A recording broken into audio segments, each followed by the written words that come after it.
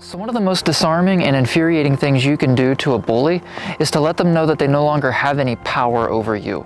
To let them know that they no longer cause you fear. That's what forgiveness does. Forgiveness hands back to an enemy all of the shame and the guilt that they've thrown at you and wraps it up into a bow and says, do with it whatever you want.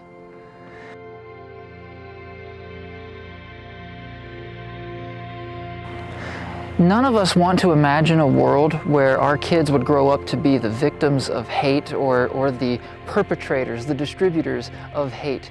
Yet we all know, because we've lived it, that hate finds a way to make a way. So what are my kids supposed to do? What am I supposed to do? What are you supposed to do? Because maybe that's where you're at right now. Maybe you're stuck in a place where you are the victim, or inadvertently, let's hope not intentionally, being someone who spreads hate. When you read the stories about God and God's people from the Bible, this idea or this notion of forgiveness comes up time and again. Forgiveness is deeply rooted in the identity of God and God's people. In the Hebrew language, in the Old Testament, the word is Salah. Salah. It means to forgive. So there's these practices and these laws and these beliefs that if the people of God from the earliest days would behave or act or do certain things, then God responds in kindness with blessing and with mercy and with forgiveness. But it was never just going to be black and white. I mean, it sounds like it on the surface, but when you read the whole story, to see the whole picture of who God is and what God was up to in the world, you'll see that forgiveness, that Salah, was never going to be just black and white. Do this to receive that. There was always going to be a hint of grace. This idea of grace hiding just under the surface the whole time.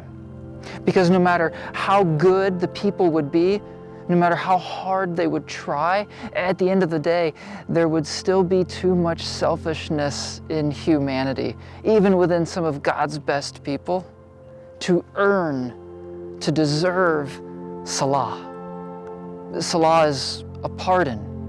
In the Old Testament, it's this idea of a divine pardon that God enacts, that God takes for God's people.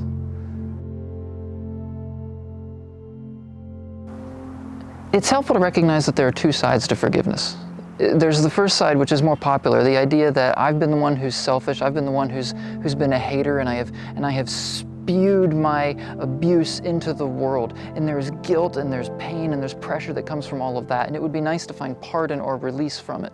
And the good news is, as you read about Salah, as you read the story of God unfolding through the scriptures, especially into the New Testament, on how God makes manifest hope into the world through this person we know as Jesus, you'll find that this release, this pardon from guilt, from shame, from regret is made available to everybody by simply choosing to believe that God is saving the world. God is saving the world through Jesus, and Salah is yours. Salah is a gift that you don't deserve, a pardon that none of us do. And then there's the other side, the idea that I can feel just as much a prisoner by not offering forgiveness. In the way that I feel an incredible weight of guilt when I'm wishing for forgiveness for myself, I can be held just as captive when I withhold Salah from others.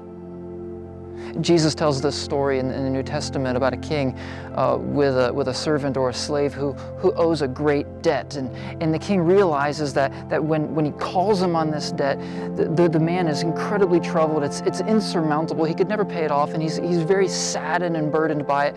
And the king's heart is moved. And so the king forgives him, removes this burden, removes this debt, just like that. And then you turn the page in the story, and this man goes and finds this other servant, this other man who owes him a debt, a significantly smaller debt by comparison, and takes him to court over it because he wants to hold him accountable. He won't forgive, even though it's a fraction of what the king had just forgiven him of. And all the onlookers, all the people who watched this unfold and take place, they go back to the king, and there are consequences because this man failed to recognize that because you have been forgiven, you need to offer that, take that Salah, take that forgiveness into the world. A lack of forgiveness, a lack of Salah in our lives can result in regret and shame and guilt. Maybe those are the ones we talk about a lot. But it can also result in bitterness. When we're in a position to forgive others, to remove shame, to remove debt, to pardon others, when we're in that position and we fail to do it, when we don't do it, that bitterness can hold us just as much as a prisoner. That bitterness can hold us just as captive as regret and shame can. So how do my kids find a way to make it in a life, to make it in a world where hate always seems to find a way to make a way? How do you and I continue to navigate a life where guilt and shame and regret is crushing, and so is bitterness? And the key is forgiveness. The key is Salah. This idea that God has brought bear to the world a free and undeserved pardon that we likewise take and offer others. It's something we receive, and it is equally something we pass along. It is both. May you find Salah. May you realize in your life that guilt and shame and regret do not get the last word. And may you also realize in your life that bitterness doesn't have to be in control. That you can be free of those who get under your skin simply by offering release. I hand you back all of the misery. I hand you back all of the shame. I hand you back all of the words that you've said to me. And you can have them, and you can do whatever you want with them. I give them back. I forgive. May you find and discover Salah. Hey, if you're at a spot in your life where you're ready for some real change, I've got a book for you. It's a Real Change devotional. It'll step you into the scriptures and help you one day at a time for 8 weeks, realizing Salah and seeing who this God is and what this God is like. Just drop your email address in a direct message to me. I'll send it over to you. It's completely free. How do my children navigate a life where there's airplanes in the sky when I'm trying to record? I mean, how do my kids find a way when the dog is standing at the door barking because she hears an airplane? Like there's something my dog can do about that? How do we find a way?